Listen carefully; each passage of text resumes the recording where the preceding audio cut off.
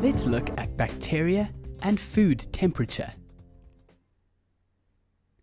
By understanding how bacteria multiply and increase, as well as the relationship between bacteria and its environment, will help you to better understand how to prevent bacteria from spoiling food and perhaps making your guests ill.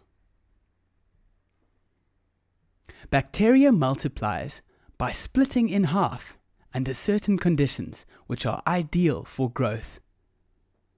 This means that the number of bacteria can double every 20 minutes, so that in 6 hours, 1 million different bacteria could be produced from one individual bacterium. So you can quickly see how if we give bacteria the right conditions to grow in, the situation can get out of hand very quickly.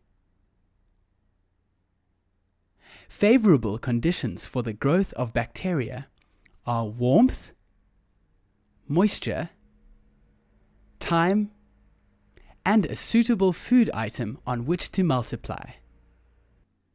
When we are trying to prevent the growth of bacteria, we therefore need to take extra care when we have conditions which are conducive, i.e., which are warm, moist, where the food can sit for a long period of time, and there is a suitable food on which to multiply.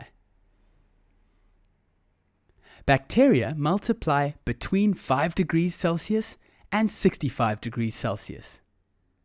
So, this is referred to as the danger zone of food.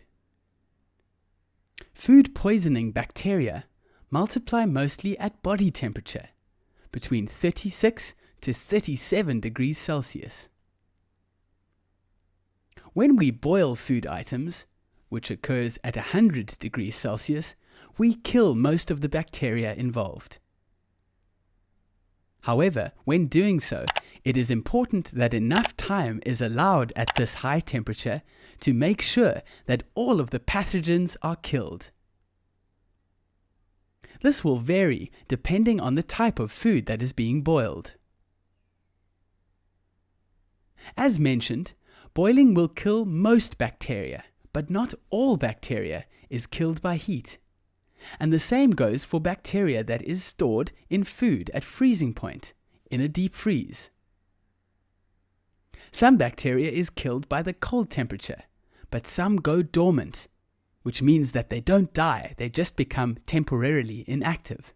And then they will become active again once they are re-exposed to warm conditions. To stop bacteria from multiplying rapidly, you must make sure that the temperature of food is kept cold, below 5 degrees Celsius, or hot, above 65 degrees Celsius. In other words, we need to keep food out of the danger zone.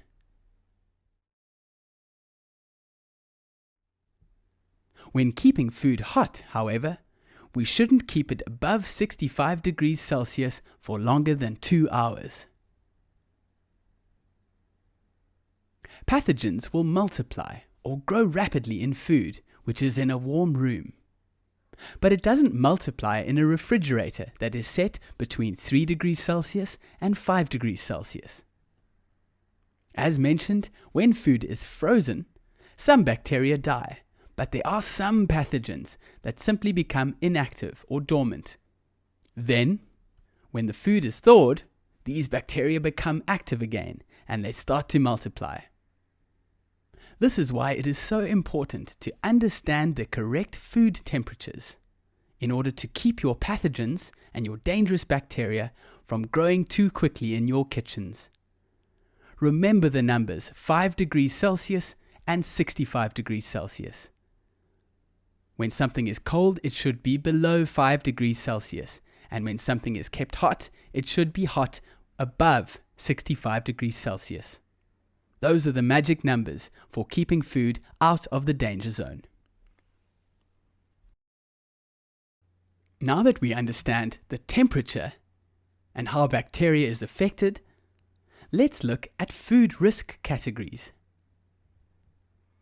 Because of the conditions in which bacteria multiply, that is, warmth and moisture, some foods are more at risk of being contaminated by pathogens than others. So, foods can be divided into 3 categories. Firstly, high-risk foods.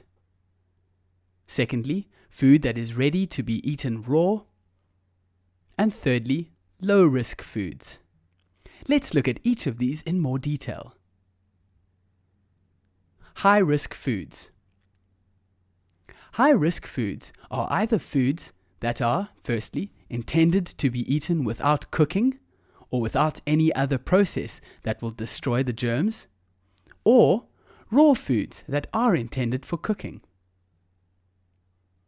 Contamination is prevented by chilling the food, by freezing it, or by keeping it in what we call hot holding, which is keeping it above 65 degrees Celsius, so that the bacteria does not multiply. Examples of high-risk foods are meat, poultry, fish, eggs, cheese, dairy products, cereals such as wheat or grain, pulses, vegetables, raw meat with cooked ingredients such as hamburger patties, and cooked cold meats. Curries or other dishes that contain meat, poultry or fish, as well as stocks, sauces, gravies and soups are also high risk. We also need to be careful of pâtés and dips. All of these fall into the high-risk food category. Cooked rice and products that are made from cooked rice, such as sushi, as well as products made with cooked pulses, such as hummus, are also high risk. All foods that are handled and then reheated, especially leftovers, are also very high-risk items. These high-risk foods should be stored chilled or frozen in order to minimize spoilage. They need to be cooked before they are consumed, and once cooked, they need to be stored separately from the raw product to avoid cross-contamination. Remember all of your high-risk foods. The next category is food that is ready to be eaten raw. These foods include vegetables and fruit that are eaten without cooking. They may be contaminated with harmful bacteria and viruses, and if these items are contaminated, you only need a very low number of pathogens in order to cause food poisoning. Fruit and vegetables that are eaten raw must be washed thoroughly. The bacteria in raw, ready-to-eat foods is unlikely to multiply quickly, as they are usually stored in fridges, which helps to reduce the rate of spoilage. These raw, ready-to-eat items must be protected from cross-contamination, and they need to be handled and stored separately from raw foods that are meant to be cooked. Once these foods are peeled, cut, or sliced, they need to be eaten straight away, as they start to lose their nutrients and spoil easily. Foods that are ready to be eaten raw include all fruits, such as grapes, peaches, apples, pawpaw, and strawberries. Examples of vegetables that are eaten raw are baby corn, lettuce, carrots, and cucumber. Thirdly, and finally, we have the low-risk category. In some foods, bacteria are not able to multiply. For example, dry foods, or foods that contain lots of sugar, salt, acid, or other preservatives. Dry foods don't need to be stored in fridges or freezers, but they need a dry area that is free of moisture, since the bacteria needs moisture in order to multiply. This is why, when water is added to a dry product, it becomes a high-risk food. So, once you have cooked or hydrated the dry food, you must treat it as a high-risk item, and you must make sure it is refrigerated or used immediately. Canned foods are considered low-risk items until they are opened. But once they are opened, they need to be refrigerated or used immediately. We must remember that you never store food in a tin in the fridge once it is opened, as the metal can rust and contaminate food that way.